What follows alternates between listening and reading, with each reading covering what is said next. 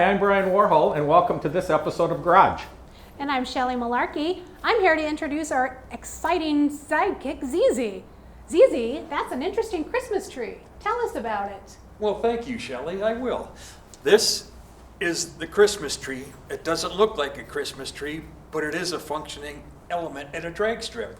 What it does, it's at the starting line, and it tells you when to go and when you've got a good time, or else you've red lit. And what happens is you start with the top bulbs, you light both of those, and then once you're both on both bulbs, the tree starts coming down, boom, boom, boom, and then either hit the green or you hit red if you go too early. And then these lights here will tell you which ones win the light bulb, but you can find out how you react with the reaction clock, and that's what these do with the electronics in them, up to a 10,000th of a second. Show us how it works.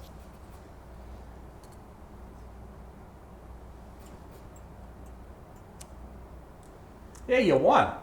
You won. So this, and when drag racing first started, way back, they actually had guys on the starting line that waved flags to start the cars. You are right, Mr. Speedy. And I mean, it's gotten so advanced that this is what they have to use now to get the cars timed. I mean, I've always heard that you got to leave on if you see the green, you're too late. Too late. Mm-hmm. You don't want to see the red, but you look at any of the pro races, and the guy you'll be talking to later in this episode can explain it a little bit deeper since he's a track manager, and they come down to big time pro stock, funny car, top fuel races, one on the line. Oh. The guy may go faster than that guy, but he's good on the tree, he can beat him.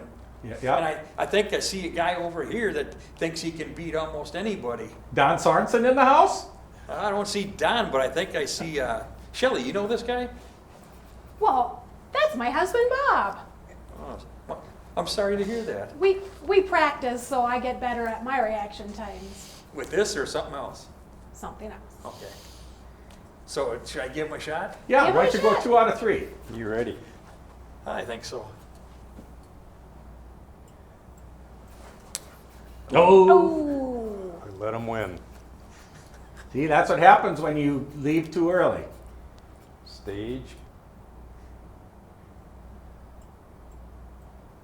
Oh, Bob. Oh, Bob. It's got to be the switch. I'll go through. All right, switch then. No, that's okay. Oh, here. All right. I'll do a blindfolded.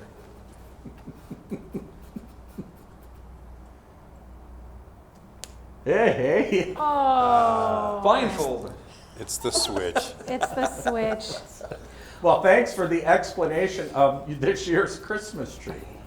It's appropriate to show that since this is our Christmas episode, if you can't tell. There you go. Well, we want to start out by explaining that you see the set looks a little different today. The heat went out in my garage, so we actually had to film in my basement today. So that's why we're here in my basement filming instead of in the garage. You know what? We want to get it out there, so we're going to do whatever it takes to come into your living room. Exactly. It's been so long since, in fact, we were the last program that filmed here before they shut down for COVID back in March. And so we're back on the air with this episode, and man, we got a lot to talk about. Oh, it's been quite an adventure since last March. That's for sure. I mean, I talked about in the last episode how these new words that we had just learned, and it was Yes. social distancing, and it was community mitigation. Well, Yeah. we're still talking about that. Yes, And on now a- we're adding all these other terms like distance learning and all of this stuff. So it's just been crazy 8 months. It's been a crazy 8 months, and I don't think it's going to get better anytime soon, so we just need to figure out how to make the best of it. Yeah, it seems like we're not getting any closer to getting things back to normal. Yep. You know, I just sit there and think about everything that's happened since we were here. The movie theaters closed down. Yes. Restaurants closed down. You can't go to church. I mean, all this stuff. So it's affected more than just our car hobby. Oh, absolutely. It's affected everybody, but it's not just us. It's everybody worldwide. We're all in the same boat. We're all in this together. Yes, as they we say. are. Absolutely. Zizi, tell us about some of the things that we've missed from the car show scene. Well, the biggest one started out with the GSTA Rod and Custom 64th Spectacular. Then we missed back to the 50s. Then we missed the Street Machine Nationals. And all the other local shows. Yeah, a bunch of local shows that we haven't been able to have this year. Yeah, I mean, it started out that the auto show, Twin Cities Auto Show, canceled early. Yes. The Donnie Smith motorcycle show over in St. Paul canceled. The Topper's Car Show up in Fargo, North Dakota. Motorhead Madness in Duluth, and it just kept going on and on and on. And all these smaller shows that had, like you say, that had to cancel. But then some good things happened. Some good things happened. Cruising came back. Main Street, USA, cars were cruising. And there was organized events and there was pop-up events. They had one up in Coon Rapids. So every Saturday night, cars would cruise up and down the boulevard. That got to be big. I remember the first one that they did, it was like 50 cars. Right. And I think at the peak in the summer, I heard like 1,200 cars Oh, cruising, there had to have cruising been. Coon Rapids Boulevard. Yep.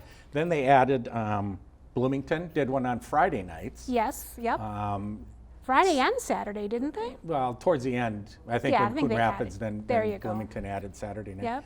Hopkins had one. Main Street Hopkins. Yep. That was on Saturday afternoon. Early Saturday evening, St. Paul, they had one on West 7th Street in St. That's Paul. right, that's right. So cruising has really been big. And I think it was very good for the community. It gave everybody a little bit of hope, something to look forward to. It helped the businesses along those stretches. It did. And of course, in the beginning, some of them were still closed because they Yes. didn't start Yes, opening they until like were. June. Food trucks, though, there were food trucks there. So Those have been this was a popular. popular year and a big year for food trucks, that's Yes. for sure. But when you talked about pop-up events, pop-up cruises, birthday parties, graduation parties, a lot of those things had to be canceled. The kids didn't have graduation Right.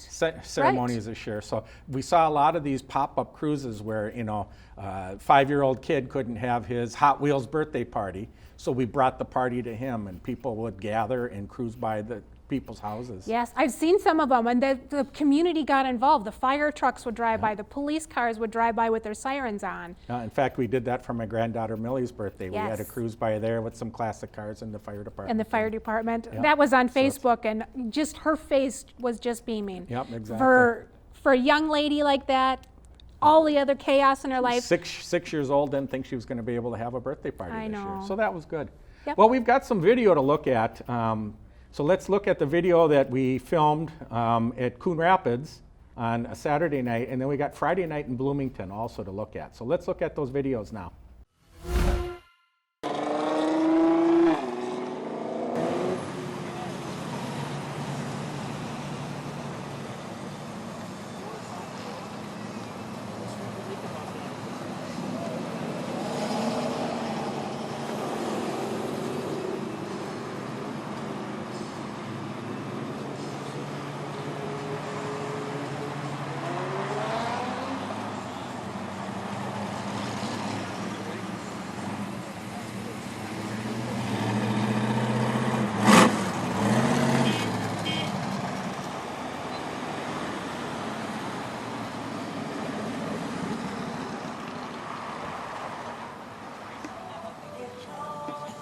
About the ambiance. Now, just speak a little bit about, we were just missing off of the canceled show.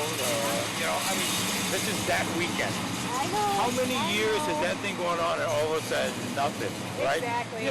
Do you think they all showed up here? Well, judging by the streets, yeah, I think a lot of them have come here. Back to the 50s, that's still a hard blow that got canceled. That was our big thing of the year, but it is what it is, and we're still around, we're still kicking, we're still having fun. There you go.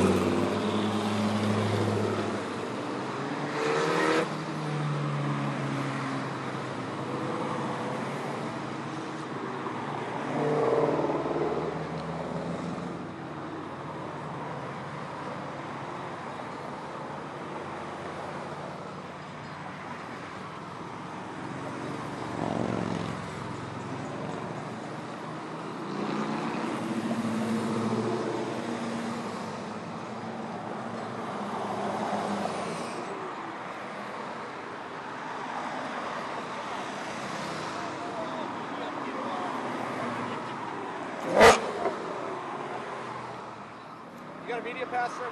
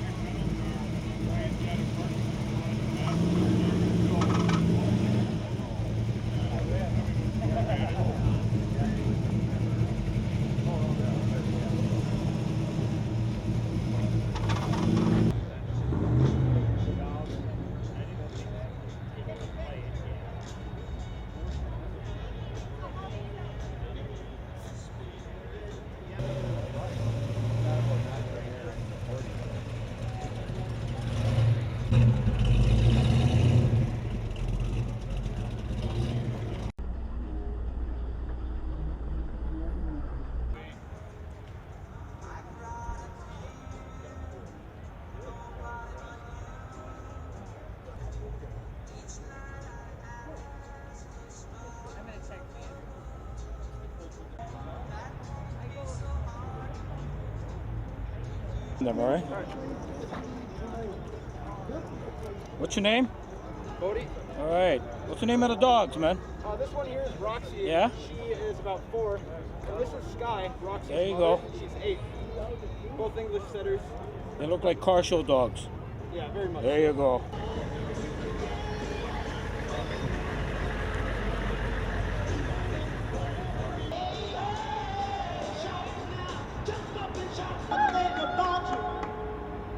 You've been so good to me.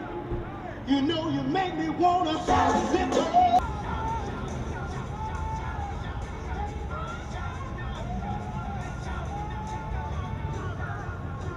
Soon you'll have a date and you'll take her home that night. Then you'll find you'll wonder, would a kiss be right? The more you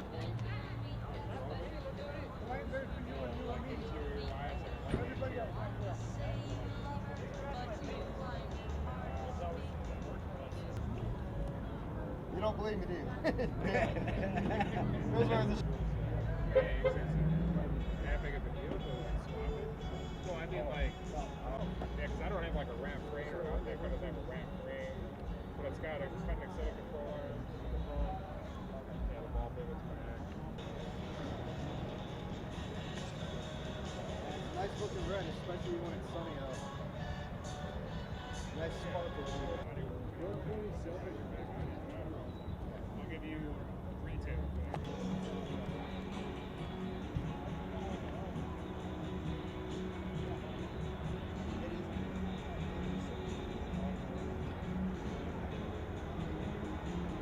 it's okay. It's all good.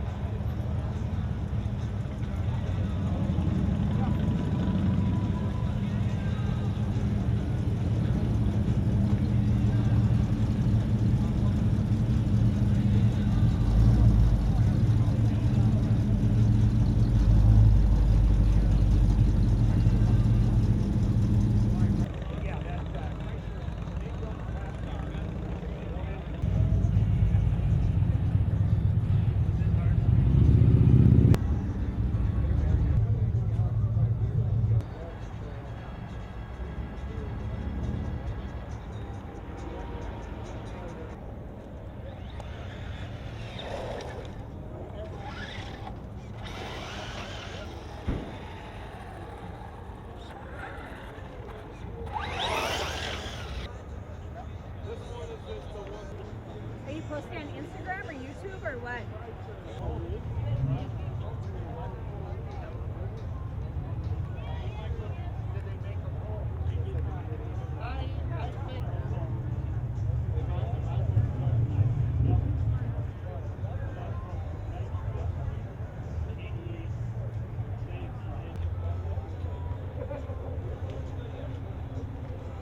Car of my dreams as a kid growing up.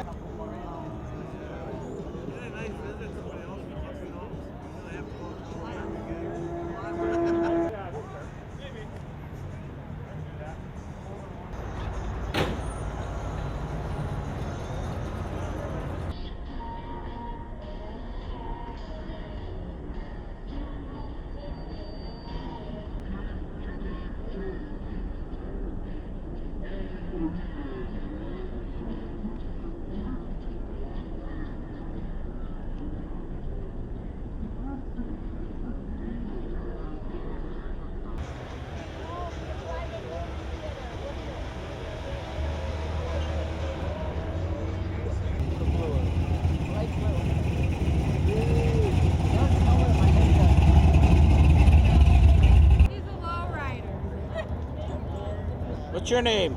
Roscoe. And who is this? Ranger.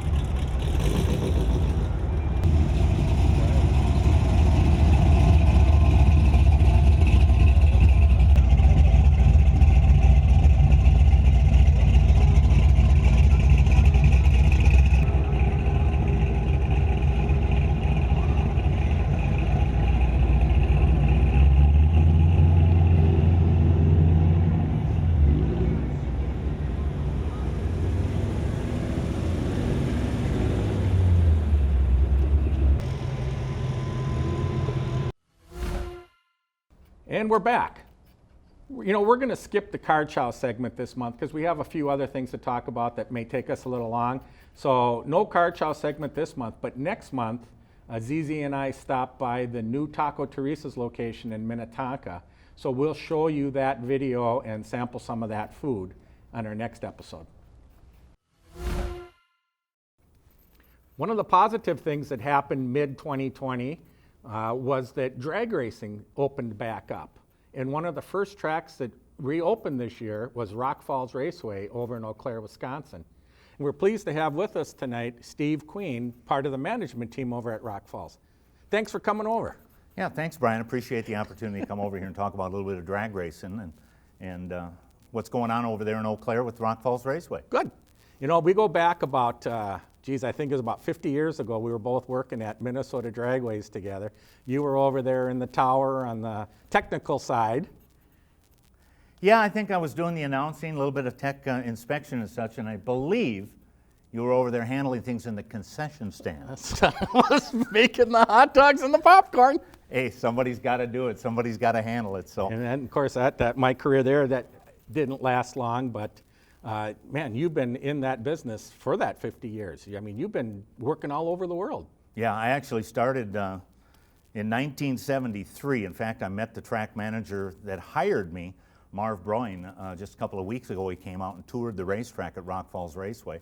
So I have been in it for 45 years around the world, all over. Been an absolute gem of an opportunity for me in my lifetime.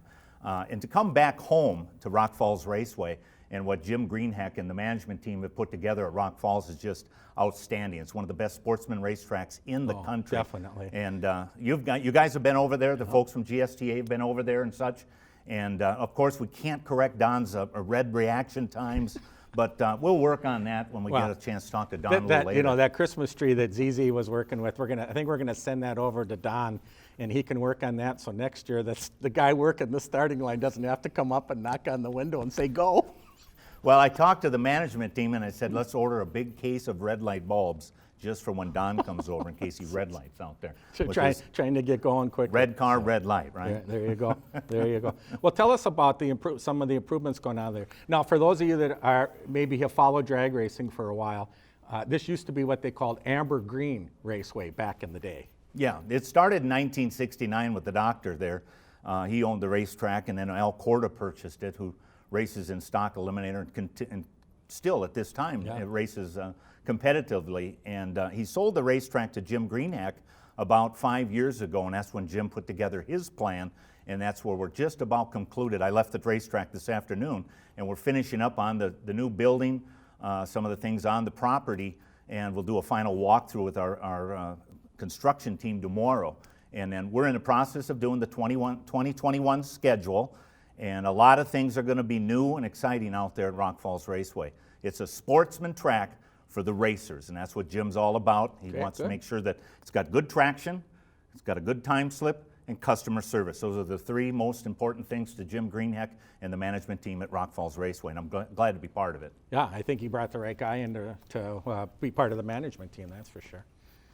Yeah, so basically talking about some of the improvements, they've done this in a 5-year period. It's got a new concrete starting line, new asphalt down there, brand new digital scoreboards, wireless scoreboards, LED scoreboards, and then we're doing a new rewire of all the timing system here in the next few weeks.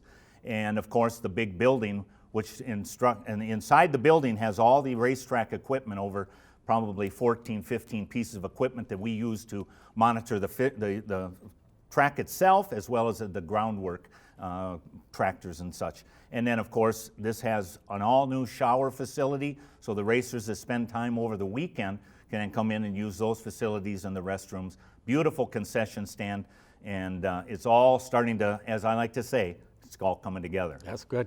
I know what if you've been out to Rock Falls Raceway in the past, everything has been flip-flopped.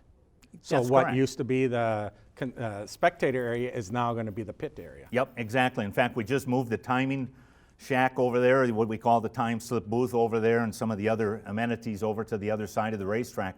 And it's basically almost a carbon copy of the Chicago track, and Charlotte. It'll hold over 300 race cars just over on that new side of the race course. Then the other side will become spectators and spectator camping. So there's a lot of new things coming into the schedule for next year. And of course, we'll see some of the car clubs, the GSTA coming over there and having some fun over there on Saturdays and what have you. And we're looking really forward to 2021. Well, I know that last race that we were there this year, and I think you said there was well over 200 cars there that day. Yeah, as we wound up the season last fall, and it seems to be a tendency as you get towards the winter months that the cars everybody comes out, get that last shot at the track. And we did have a number of vehicles.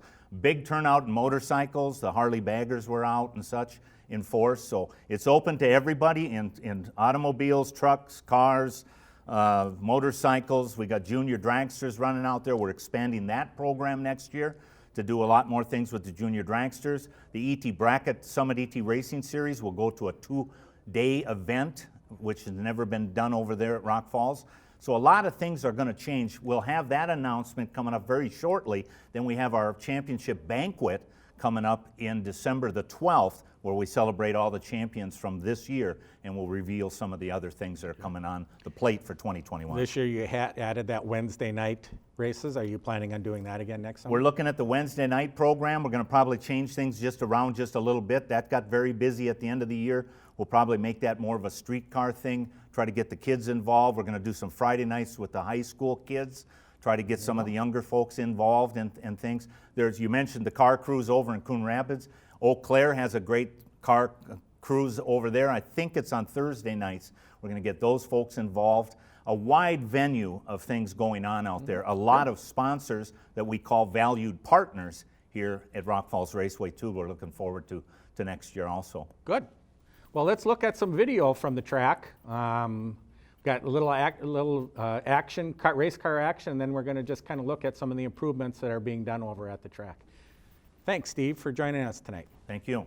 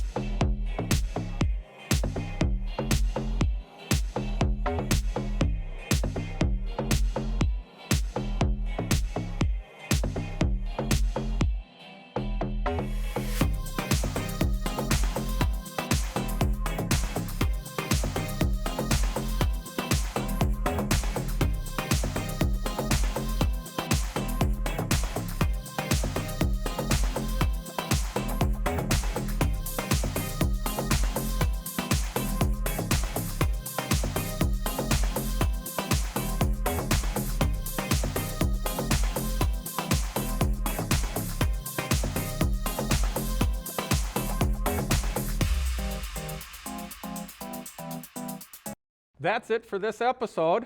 Merry Christmas and Happy Holidays. Holidays. Wait a second. We got it. Look it. What's that? Don Sorensen. One of my elves. I hear jingle bells. I see we got a special guest here. Steve, you've been asking for this Oh, my Lord. for 2 years. Thank you, Don. What is it? There, That's what it is. It's a rum cake. We always would go over to Panera Bread, have coffee, and I would always egg on Don about this special rum cake. So thank you, Don. I'm going to enjoy this very much. see ya. Happy holidays. Happy